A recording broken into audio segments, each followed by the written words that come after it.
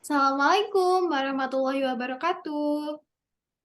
Waalaikumsalam warahmatullahi wabarakatuh. Perkenalkan, nama saya Oktarin Puspitarini. Saya di kelas H1E dengan NIM 225085050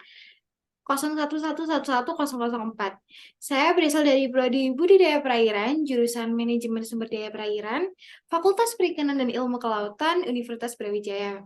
Saya di sini sebagai presentator untuk mempresentasikan materi eh, Syariat Islam bagian 2 dalam rangka perbaikan kuis agama Islam. Dan saya ditemani oleh teman saya. Perkenalkan, nama saya Arya Razan. Saya di sini sebagai teman Oktrin untuk mensupport Oktrin dalam perbaikan nilai agama Islam. Baik, kita langsung mulai aja ya.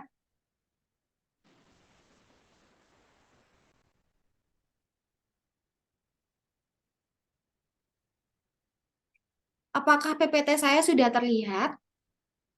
Sudah?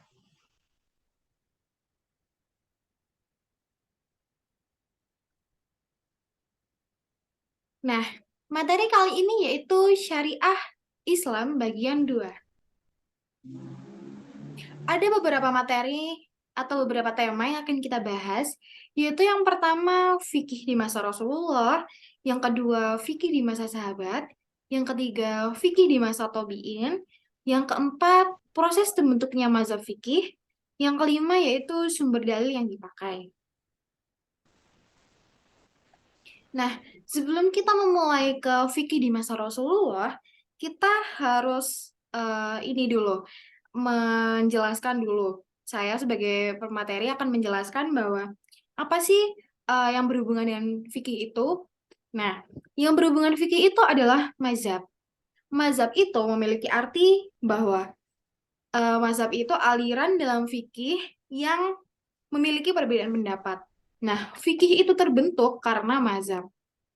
Nah, selanjutnya, mazhab terbagi menjadi 4. Yang pertama ada mazhab Hanafi, yang kedua ada mazhab Maliki, yang ketiga ada mazhab Syafi'i, yang keempat ada mazhab Hambali. Nah, mazhab Hanafi ini berkaitan dengan kehidupan sehari-hari kita. Yang kedua yaitu mazhab Maliki. Ini berhubungan dengan akal atau makna makna yang lebih dalam tentang kehidupan kita. Yang ketiga yaitu mazhab Syafi'i, yaitu yang berhubungan tentang hadis-hadis yang biasa kita jumpai. Dan yang terakhir yaitu mazhab Hambali. Mazhab Hambali ini adalah mazhab gabungan antara mazhab Hanafi dan mazhab Syafi'i. Nah, dalam fikih, fikih itu terbagi menjadi 3 masa. Yang pertama yaitu masa Rasulullah SAW. Yang kedua yaitu fikih di masa sahabat Rasul. Dan yang ketiga yaitu fikih di masa tabi'in. Nah, yang pertama kali kita akan membahas tentang fikih di masa Rasulullah. Fikih di masa Rasulullah terbentuk ketika Rasulullah hijrah ke Madinah. Awal mula Rasulullah di Mekah, fikih itu belum belum benar belum begitu mengembang. Begitu terlihat karakternya itu di Madinah ketika Rasulullah hijrah ke Madinah. Nah, kaum muslimin belajar fikih sejak Rasulullah diutus.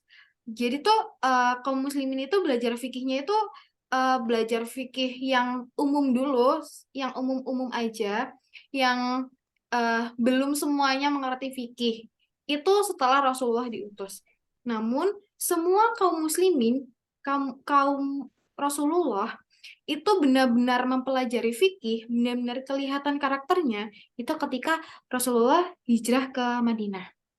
Yang kedua yaitu Rasulullah menjadi satu-satunya sumber fikih, di mana Rasulullah mendapat rahmat dari Allah, menjadi kepercayaan Allah untuk menjadi suatu sumber fikih. Yang ketiga yaitu tidak terjadi ikhtilaf. Nah, sebelum kita lanjut ke ikhtilaf, apa sih ikhtilaf itu? Ikhtilaf itu adalah sebuah perbedaan antara golongan satu dan golongan lainnya. Karena pada masa Rasulullah, Rasulullah itu kan berdiri sendiri. Maka Rasulullah mendapatkan rahmat langsung dari Allah. Jadi tidak ada perdebatan antara golongan satu dan golongan lainnya. Yang kedua yaitu fikih di masa sahabat.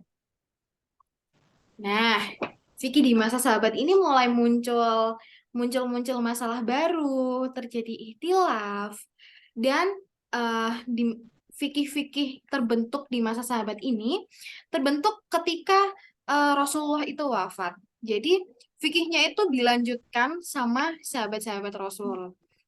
Nah, kenapa bisa terjadi ikhtilaf? Karena di masa setelah Rasulullah wafat itu tuh seperti muncul masalah-masalah baru.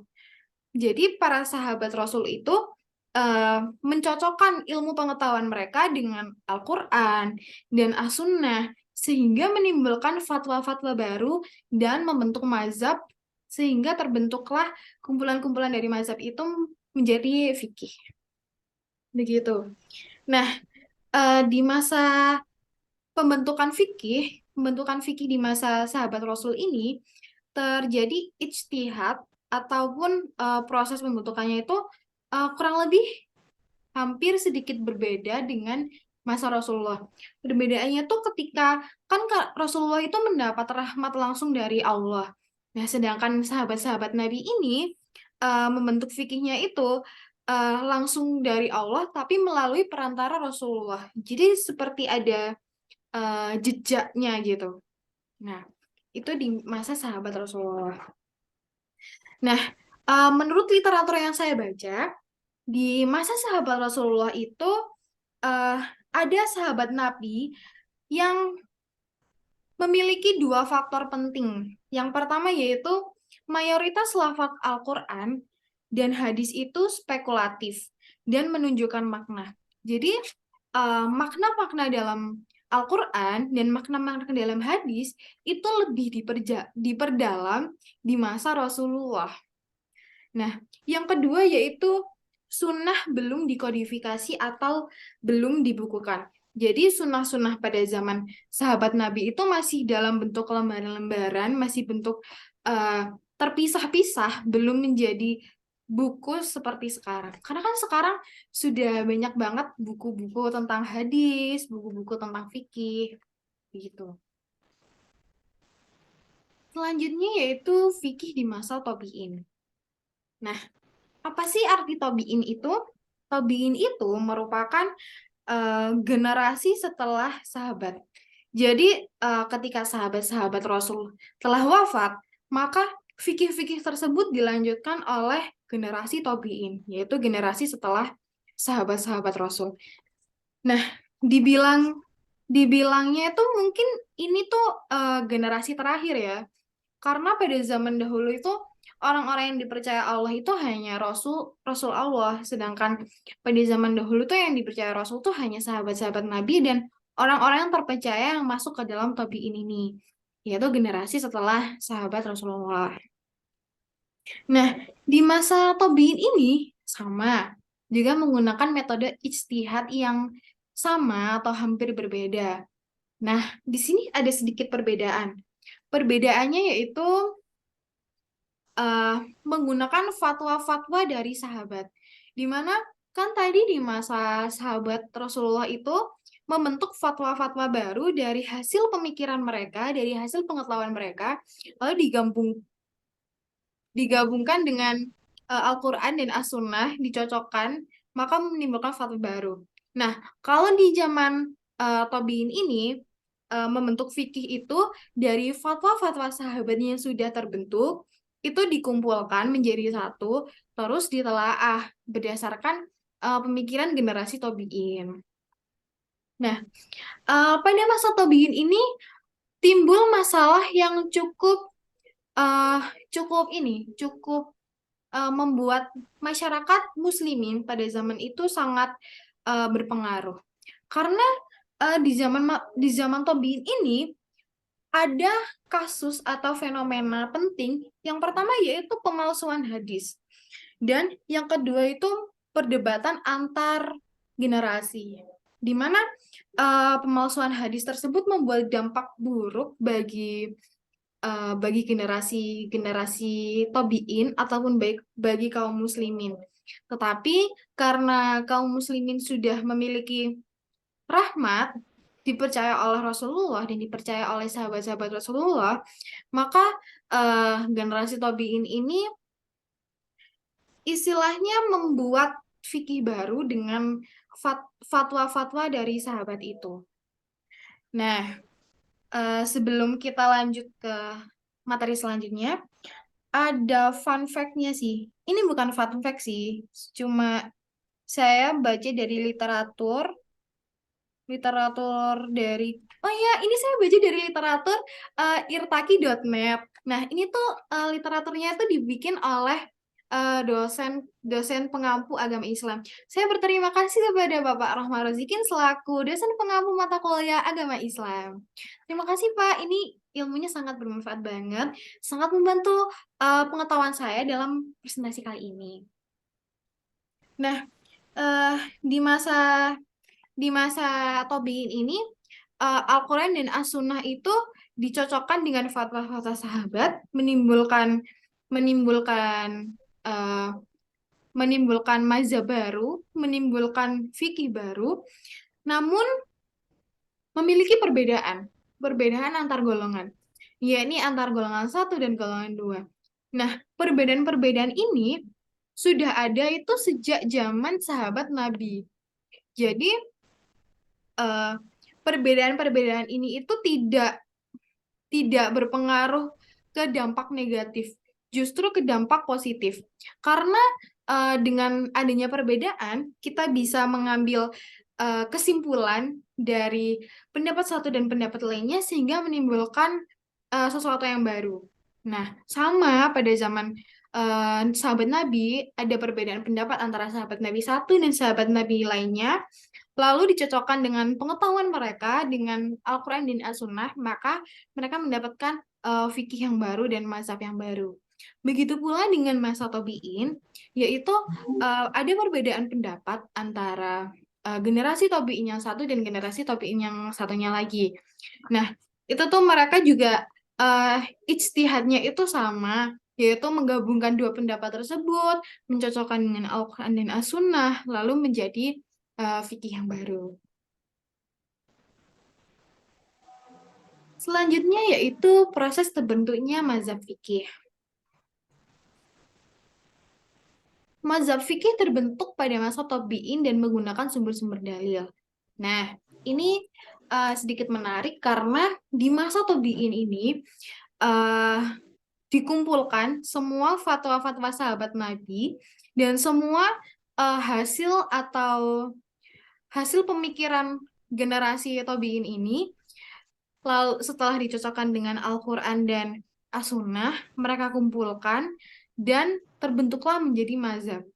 Namun mazhab yang benar-benar mazhab ini itu ada pada zaman tabi'in. Pada zaman sahabat Nabi itu ada, tapi cuma belum benar-benar belum diperdalam. Nah, benar-benar diperdalam, benar-benar eh, dibukukan, dimodifikasi, dikodifikasi, itu tuh pada zaman tabi'in. Begitu. Nah, yang kelima yaitu sumber dalil yang dipakai. Sumber dalil yang dipakai yaitu mohon maaf ada sedikit kendala. Nah, menurut An-Nabani ada 4 perkara. Yang pertama yaitu perbedaan metode menggunakan kevalitan as-sunnah. Nah, seperti yang saya ucapkan tadi, perbedaan metode tersebut itu menentukan kevalitan dari Al-Quran dan As-Sunnah. Jadi, As-Sunnah atau fikih-fikih terbaru ini valid karena mereka, generasi tabi'in ini, mencocokkan fatwa-fatwa mereka dengan fatwa-fatwa sahabat Nabi. Yang kedua yaitu perbedaan sikap terhadap fatwa sahabat. Nah, sama sih. Ini adalah 4 perbedaan yang saling berhubungan karena dalam pembentukan fikih itu pasti terdapat perbedaan pendapat. Nah, perbedaan pendapat, perbedaan sikap itu menjadi salah satu faktor penting dalam terbentuknya fikih. Nah, yang ketiga yaitu perbedaan sikap terhadap ijma. Mungkin di sini eh, aku masih simpang siur ya artinya ijma itu apa. Tapi kalau secara garis besar perbedaan-perbedaan ini itu tuh sama halnya dengan perbedaan pembuatan fikih. Yang kelima yaitu perbedaan sikap terhadap kias. Kias itu adalah logika. Jadi pasti dong, sangat pasti banget kalau kita menciptakan sesuatu hal yang baru, kita berdiskusi dengan orang lain, kita mendapatkan logika dari orang lain, mendapatkan akal dari orang lain, terus dijadikan satu. Nah, itu menurut Anabani itu ada 4 perkaranya yang saling berhubungan. Nah, 4 perkaranya itu ya ini yang salah satunya adalah metode menentukan kevalidan as-sunnah, terus sikap terhadap fatwa sahabat, perbedaan terhadap ijma, terus perbedaan sikap terhadap kias atau logika-logika pada orang pada zaman itu. Nah, sebelum kita ke penghujung presentasi, eh, saya mau menyampaikan ini, menyampaikan peristiwa penting. Peristiwa penting terbentuknya fikih. Ada 2 peristiwa penting yang dicatat dalam sejarah Islam. Yang pertama yaitu tragedi Utsman. Sebelumnya, apakah saudara Arya mendengar tragedi Utsman? Pernah mendengar tragedi Utsman? Belum pernah mendengar. Nah, tragedi Utsman ini, oh baik, saya izin menjelaskan ya. Tragedi Utsman ini adalah pembunuhan Khalifah Utsman bin Affan. Di sini terjadi pembantaian antara kaum satu dan pokoknya ada suatu kaum tertentu yang membantai Utsman bin Affan dengan tujuan memperebutkan status khalifah. Jadi pada zaman itu ada golongan tertentu ingin menjadi khalifah. Karena kan pada zaman itu kan untuk menjadi khalifah kan harus orang-orang tertentu, harus orang-orang terpilih. Nah, kaum-kaum tertentu itu kayak nggak percaya gitu, kayak harusnya tuh semua orang itu bisa jadi khalifah asal tahu batasan Al-Quran gitu. Tapi tuh menurut saya itu salah. Jadi Utsman bin Affan ini menolak kaum itu untuk menjadi khalifah, terus terjadilah pembantaian antara kaum itu dan Utsman bin Affan. Yang kedua yaitu munadzarat. Apa sih munadzarat itu? Munadzarat, menurut literatur yang saya baca, yaitu perdebatan ulama yang menyebabkan banyak fuqaha sehingga bermunculan variasi metode ijtihad. Nah, di sini muncul variasi metode ijtihad. Sedangkan metode ijtihad itu hanya satu dari masa Rasulullah. Bisa dibayangkan apabila kita menciptakan variasi ijtihad dan itu tidak sama atau bahkan bisa menyimpang dari ijtihadnya pada masa Rasulullah, pada masa sahabat Nabi, itu membuat fikih-fikih itu bisa menjadi tidak sah ataupun sangat menyimpang. Jadi maka karena tadi dari awal sudah saya sampaikan Kak bahwa Nabi Muhammad atau Rasulullah adalah salah satu jalan utama atau salah satu sumber fikih, maka kita harus mengikuti istihad dari Rasulullah. Kita tidak boleh menyimpang dari Rasulullah. Nah, eh, karena peristiwanya sudah saya sampaikan, sebelum saya tutup, apakah Mas Arya ada pertanyaan? Ya, saya ada pertanyaan satu ini tentang mazhab. Jadi, menurut doktrin itu, apakah kita mampu menjalankan 4 mazhab tersebut apa tidak? Nah, baik, saya akan jawab sesuai dengan literatur yang saya baca atau literatur yang pernah saya baca. Nah, mazhab itu kan ada 4. Tapi di Indonesia itu yang sering dipakai itu adalah mazhab Hambali dan mazhab Syafi'i. Nah, perbedaan antara mazhab Hambali dan mazhab Syafi'i itu eh, studi kasusnya itu di sekitar kita. Kalau ketika kita sudah wudhu, itu ada kan kita nggak boleh Kalau saya itu menurut aliran mazhab Hambali itu nggak boleh bersentuhan dengan orang yang bukan muhrim. Nah, tapi kalau di mazhab Syafi'i itu berbeda, ini berbeda arti. Artinya itu menyentuh itu artinya bersetubuh. Jadi menurut saya kalau kita mengikuti empat mazhab tersebut itu tidak bisa karena orang yang memperdebatkan mazhab itu hanyalah orang-orang ulama. Karena kalau orang awam seperti saya itu, seperti eh, orang-orang di sekitar kita, ya seperti saya yang baru mengenal mazhab, itu awam banget memperdebatkan tentang mazhab. Karena kan kita sudah dari kecil itu sudah dibimbing untuk, sudah diajarkan untuk, oh kalau habis wudhu itu nggak boleh bersentuhan sama cowok, nggak boleh bersentuhan sama yang bukan muhrim gitu.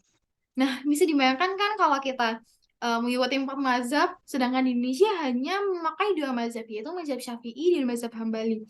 Kita tuh jadi gimana ya? Jadi ribet sendiri gitu. Urusan duniawi saja kita belum selesai, apalagi kita mengurusi urusan mazhab gitu. Menurut saya seperti itu. Apakah Mas Arya ada feedback? Enggak, terima kasih. Baik. Selain itu, apakah ada pertanyaan lagi? Sudah, tidak ada pertanyaan lagi. Terima kasih. Nah, sebelum saya tutup, alangkah baiknya saya menyampaikan kesimpulan saya untuk mempersingkat waktu ya.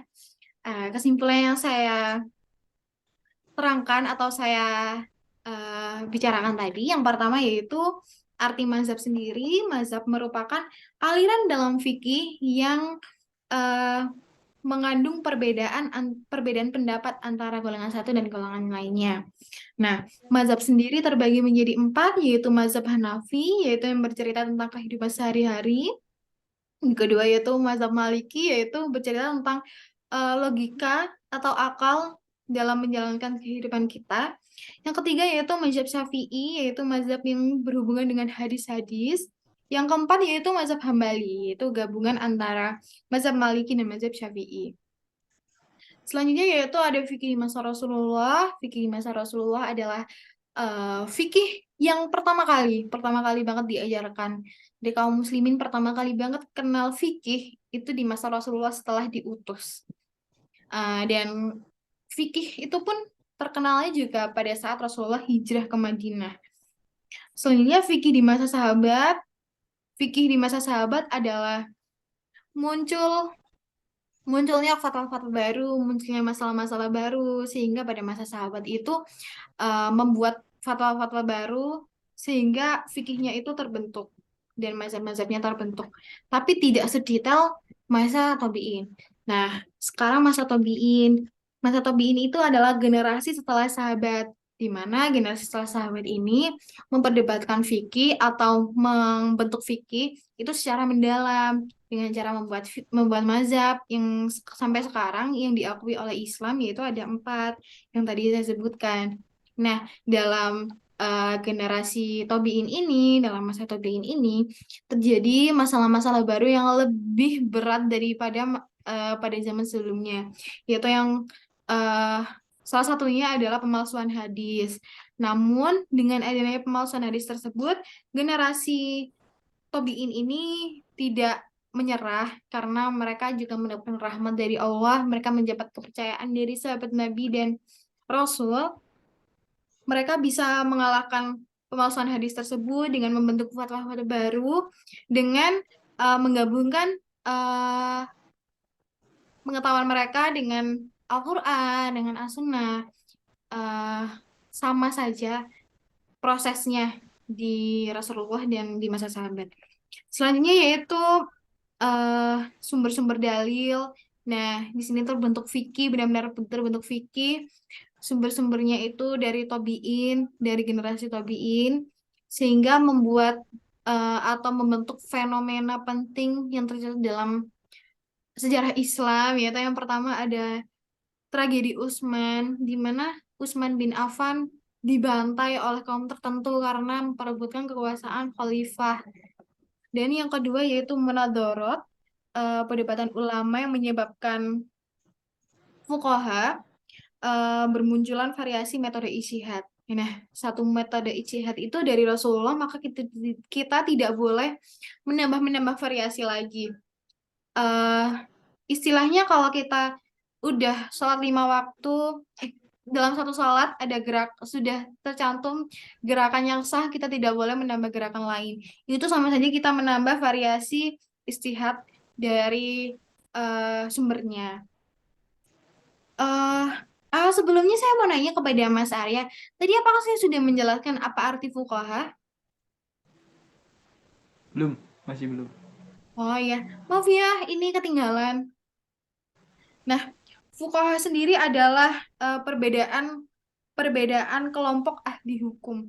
Jadi yang ahli-ahli hukum pada zaman tabi'in itu namanya fuqaha. Yang mempunyai perbedaan pendapat antara golongan satu dan golongannya itu namanya fuqaha gitu. Hmm. Mungkin itu yang dapat saya sampaikan. Terima kasih kepada Mas Arya karena telah membantu saya dalam perbaikan nilai kuis agama Islam saya, telah memberikan kesempatan waktu kepada saya. Terima kasih karena sudah menyimak saya juga, memberikan pertanyaan kepada saya, memberikan feedback kepada saya. Dan saya juga berterima kasih kepada diri saya sendiri karena sudah bertahan sejauh ini. Terima kasih juga kepada Bapak pengampu dosen mata kuliah agama Islam karena telah menulis pendapatnya, menulis pengalamannya, menulis ilmunya dalam irtoki.net. Saya sangat terbantu sekali dengan web itu. Terima kasih Bapak, dan semoga kuis kali ini dapat diterima dengan baik dan mendapatkan nilai yang baik di atas KKM. Sekian dari saya Oktarin Puspitarini dengan NIM 2250508011111111104 kelas H1E program studi budidaya perairan, eh, jurusan sumber daya manajemen sumber daya perairan, Fakultas Perikanan dan Ilmu Kelautan, Universitas Brawijaya, mengucapkan terima kasih dan selamat menjalankan ibadah puasa. Semoga ibadah kita diterima oleh Allah Subhanahu wa Ta'ala. Terima kasih. Wassalamualaikum warahmatullahi wabarakatuh. Waalaikumsalam.